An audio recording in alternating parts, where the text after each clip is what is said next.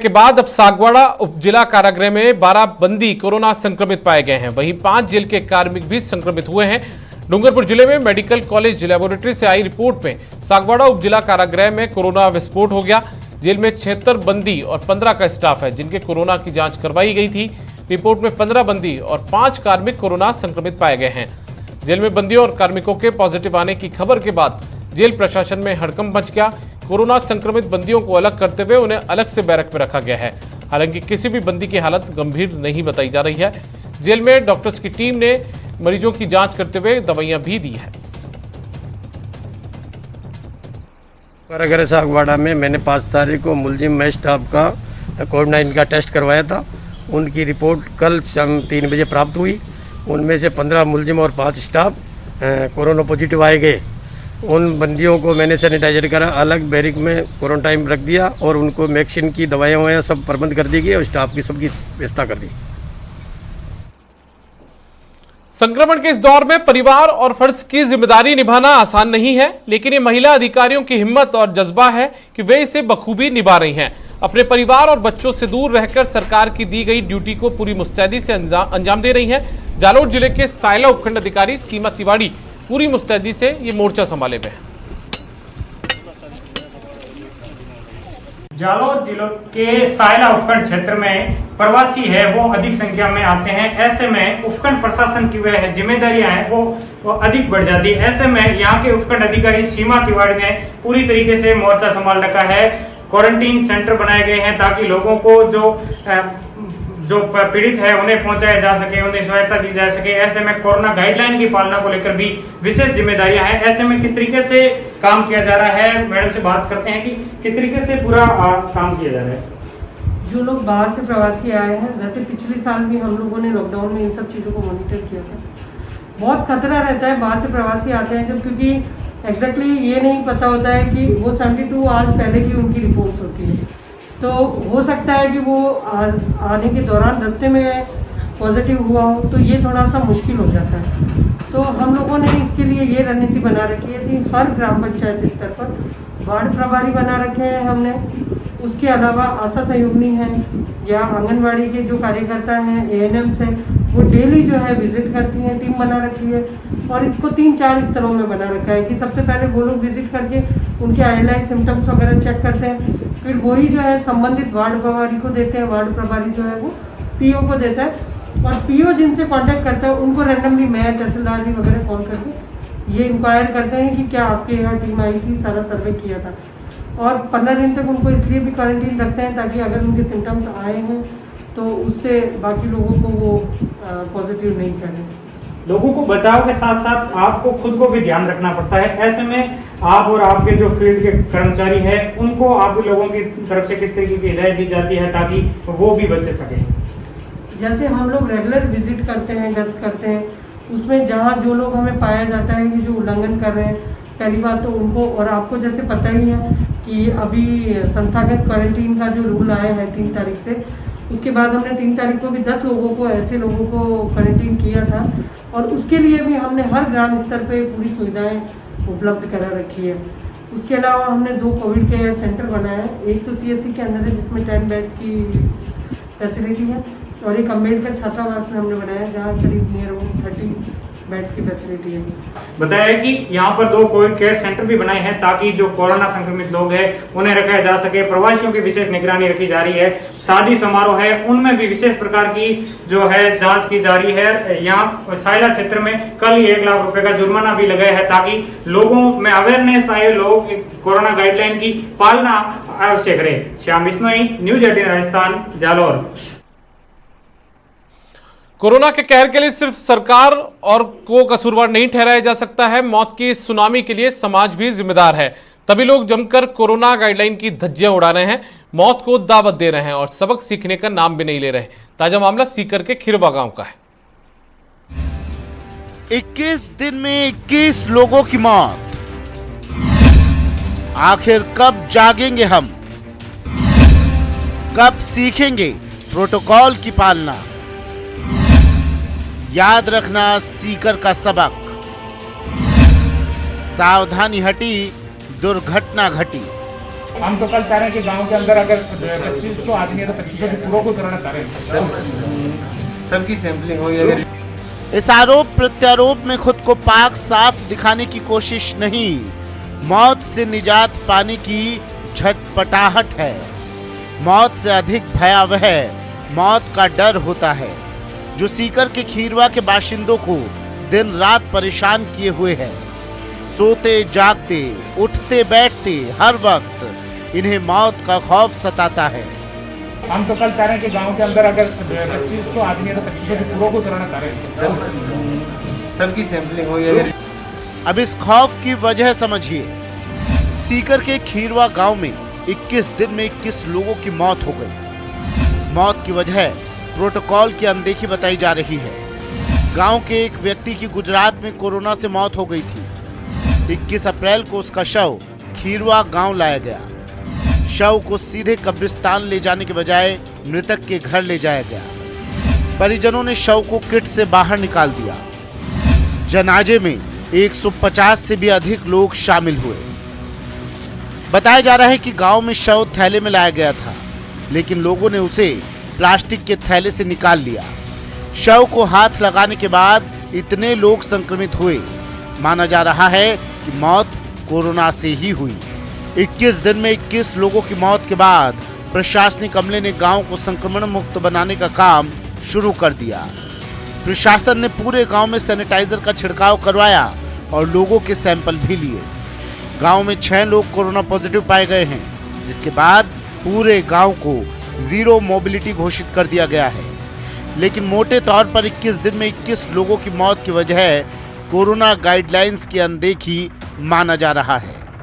लेकिन सबसे बड़ा सवाल अब भी बरकरार है कि खीरवा में हुई मौतों से कब सीखेंगे लोग। आखिर कहां जाकर खत्म होगी लोगों की लापरवाही। न्यूज़ 18 राजस्थान के लिए सीकर से संदीप हुड्डा की रिपोर्ट। जैसलमेर में कोरोना की रफ्तार बेकाबू होती जा रही है, जिससे स्वास्थ्य विभाग चिंतित है। वहीं अब 18+ युवाओं में वैक्सीनेशन को लेकर उत्साह दिख रहा है। हालांकि अभी 18+ का वैक्सीनेशन शुरू नहीं हो पाया है। कोरोना का कोहराम लगातार बढ़ता जा रहा है और अब कहीं ना कहीं युवाओं में भी कोरोना का खतरा बढ़ चुका है। वैक्सीनेशन की बात 1 मई से हुई थी, लेकिन अभी तक कई जिलों में वैक्सीनेशन शुरू नहीं हो पाया है, जिसको लेकर हम आमजन से ये जानना चाहते हैं कि वो कितने उत्साहित है, क्योंकि कई लोगों ने रजिस्ट्रेशन करवा लिए हैं। कोरोना जो है वो लगातार बढ़ रहा है, युवाओं में भी अब फैल रहा है। किस तरह से युवा उत्सुक है और वैक्सीनेशन के लिए क्या मांग करेंगे? बिल्कुल, मुख्यमंत्री जी के आह्वान के बाद बहुत से युवाओं ने अपना रजिस्ट्रेशन करवा दिया है और बहुत ही उनमें उत्साह है। और लोगों को और 18 से 45 साल के बीच के युवाओं को सब एक दूसरे से आग्रह कर रहे हैं कि ज़्यादा से ज़्यादा आप रजिस्ट्रेशन करवाएं, ताकि हमें वैक्सीन लगे और हमारा परिवार, घर सब सुरक्षित रहे। क्योंकि युवा वर्ग ही घर से बाहर निकलता है, घर की कमाई का साधन वही है। और आज अस्पतालों में सबसे ज़्यादा भीड़ युवा वर्ग की है और जो अभी कॉम्प्लिकेट केसेज वगैरह ज़्यादा हुए हैं वो सब युवा वर्ग के हो रहे हैं। इसलिए हमारे मुख्यमंत्री जी से हमारा निवेदन है कि आप जल्दी से जल्दी युवा वर्ग को 18 से 45 वर्ष की आयु का फर्स्ट वैक्सीनेशन कराया जाए। कहीं ना कहीं 18 से 45 वर्ष के जो लोग हैं वो कहें रोजगार के लिए कहें या फिर घर चलाने के लिए उन्हें घर से बाहर निकलना अति आवश्यक है, तो उन लोगों के लिए वैक्सीनेशन की मांग हो रही है। किस तरह से जो है कोरोना को लेकर लोग अब सतर्क हो रहे हैं? कोरोना को लेकर यहाँ की आम जनता है वो लापरवाही करी। उसका कारण ये है क्योंकि आप अभी भी आप मार्केट में निकल जाओ, ग्रामीण बस स्टैंड है, कहीं भी निकल जाओ तो भीड़ भाड़ वहाँ पर रहती है। मैं तो आम जनता से ये अपील करूँगा कि अपने घर पर ही रहे, सुरक्षित रहे, 2 गज दूरी बना के रखे और गुनगुना पानी पिए, ठंडा पानी कम पिए। और कोई भी आपको लगता है कि शरीर में बुखार है, मांसपेशियों में दर्द है, तो डॉक्टर से सलाह से उस सलाह के अनुसार वो काम करें। कहीं ना कहीं 18 से 45 वर्ष के जो लोग हैं वो एक दूसरे को सलाह भी देते हुए नजर आ रहे हैं। हमारे साथ कुछ चिकित्सक हैं, युवा भी हैं, चिकित्सक भी हैं। किस तरह से लोगों से अपील करेंगे और 18 से 45 वर्ष की अगर वैक्सीनेशन लगती है तो कोरोना पर कितना कंट्रोल हो पाएगा? युवाओं से पूर्ण रूप से अपील है कि वो शीघ्र से अति शीघ्र जो सरकार द्वारा वैक्सीन लगवाई जा रही है उसका रजिस्ट्रेशन करवाएं और उसके लिए अपने तत्परता दिखाते हुए शीघ्र से अति शीघ्र वैक्सीन ज़रूर लगवाएं। और ये जो कोरोना की जो चेन है उसको वैक्सीन ही तोड़ सकती है। आम लोग अपने आम जीवन के अंदर वैक्सीन को अपनाएं, उसके साथ में 2 गज की दूरी बनाए रखें, उसके साथ में सैनिटाइजर और मास्क का पूर्ण प्रयोग करें और जितना हो सके उतना बाहर कम निकलने की कोशिश करें, जिसके माध्यम से सरकार और प्रशासन जो कार्य कर रहा है और उसके साथ में चिकित्सक और नर्सिंग स्टाफ भी लगे हुए हैं। सभी अपनी 18 साल से अधिक उम्र के लोगों के लिए अपने विधायक कोष से 3 करोड़ रुपए दे चुके बैतू विधायक और प्रदेश के राजस्व मंत्री हरीश चौधरी ने केंद्र सरकार पर बड़ा जुबानी हमला बोला है। न्यूज़ 18 राजस्थान से बात करते हुए चौधरी ने कहा कि आजादी के बाद पहली बार किसी बीमारी की वैक्सीनेशन का भार राज्य सरकारों पर डाला गया है, जबकि अब तक देश में वैक्सीनेशन का काम केंद्र सरकार ही करती आई है। अपना खुद के वैक्सीनेशन का वे खुद उठाने का मैंने निर्णय लिया और जो भी सक्षम है 18 साल से लेकर 45 साल के जो सक्षम है उनको अपना खुद का वे खुद उठाना चाहिए, जिससे ये जो पैसा हम वैक्सीनेशन में खर्च कर रहे हैं, ये जो आपदा के समय ये पैसा।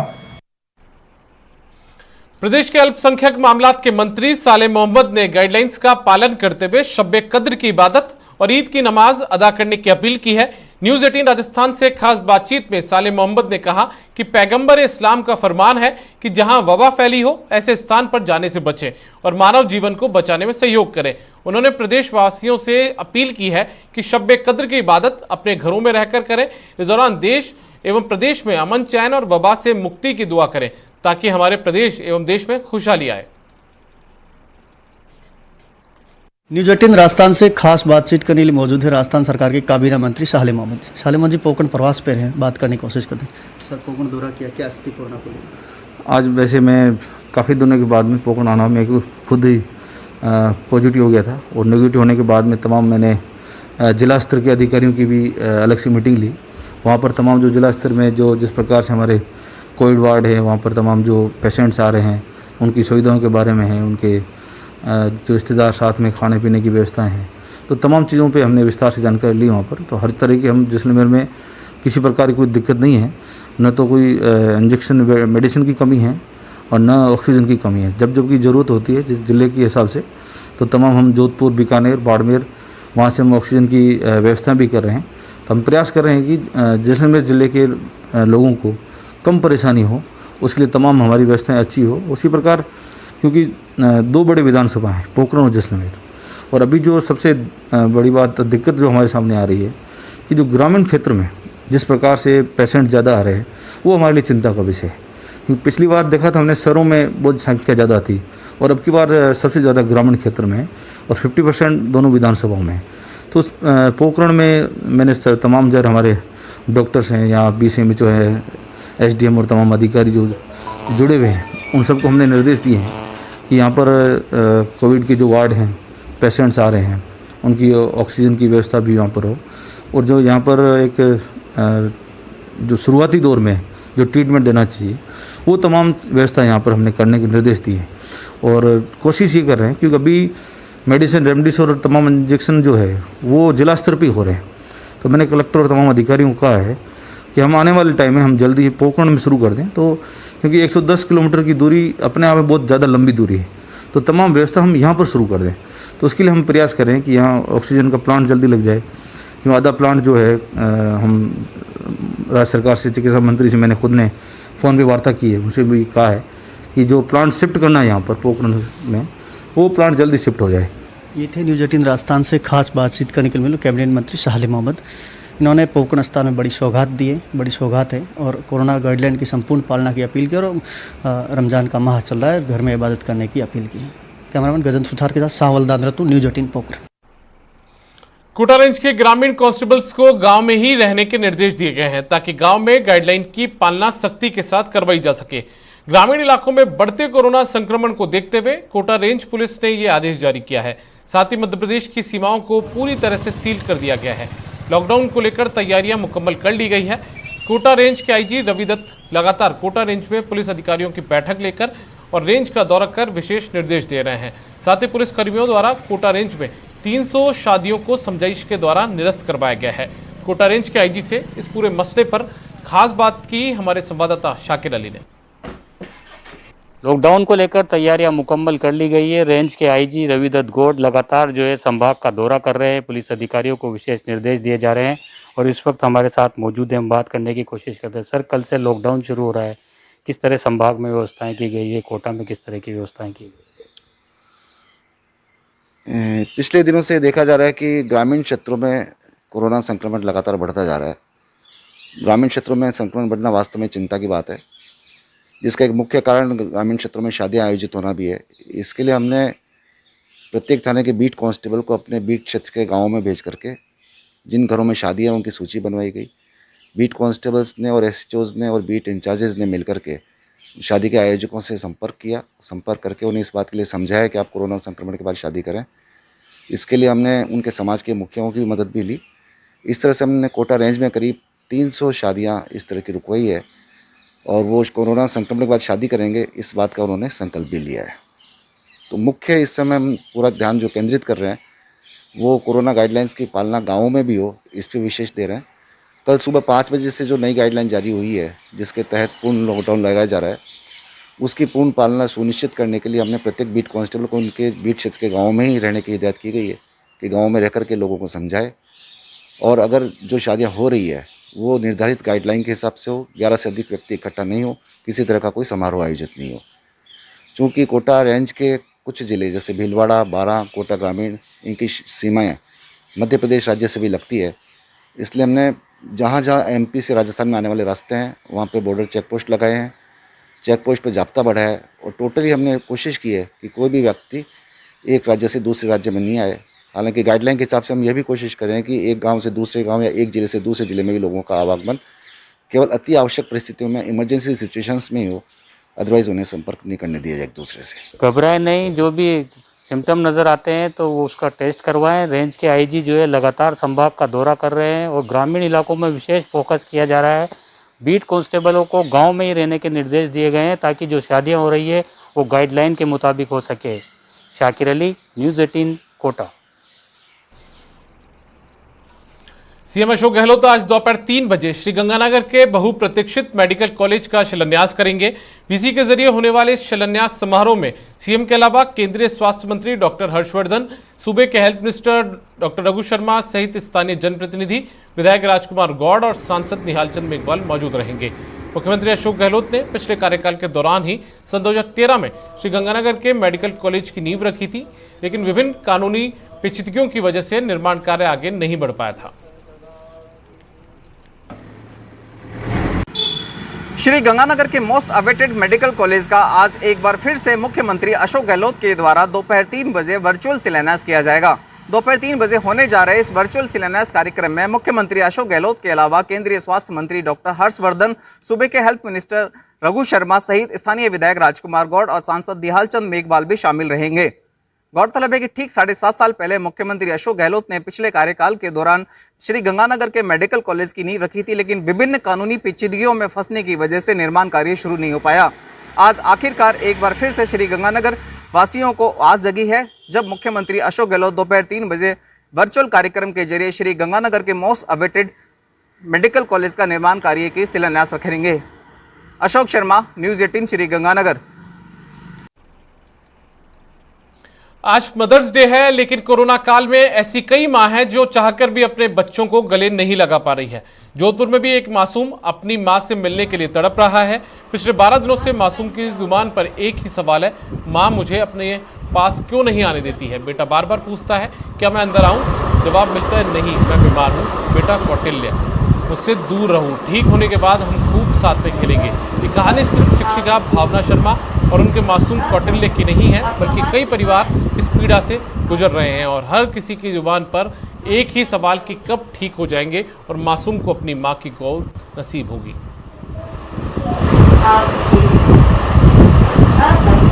आपका मास्क कहाँ है? आपका मास्क पहन के आओ, जाओ पीछे जाओ, पीछे पीछे।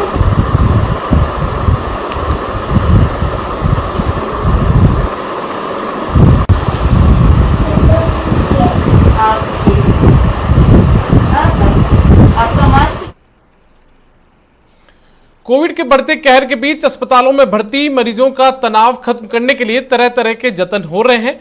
ऐसे में कोटा विश्वविद्यालय में बने कोविड केयर सेंटर की सुखद तस्वीर सामने आई है।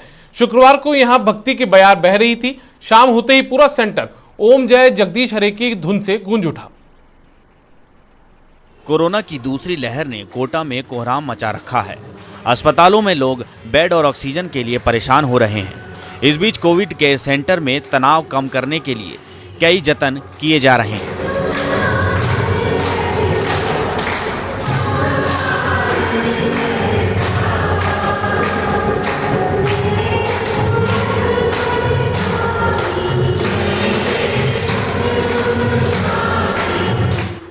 कोटा यूनिवर्सिटी के कोविड केयर सेंटर से भी सुखद तस्वीरें आई हैं, जिसमें कोविड केयर सेंटर में लोग आरती गा रहे हैं।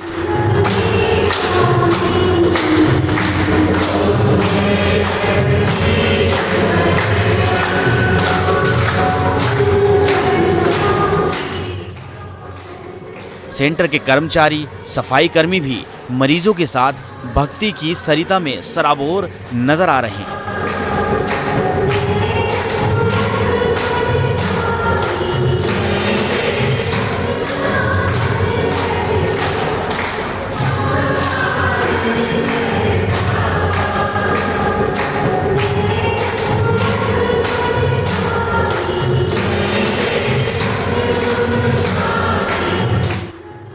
सेंटर में ओम जय जगदीश हरे गाकर लोग संक्रमण से मुक्ति की प्रार्थना कर रहे हैं।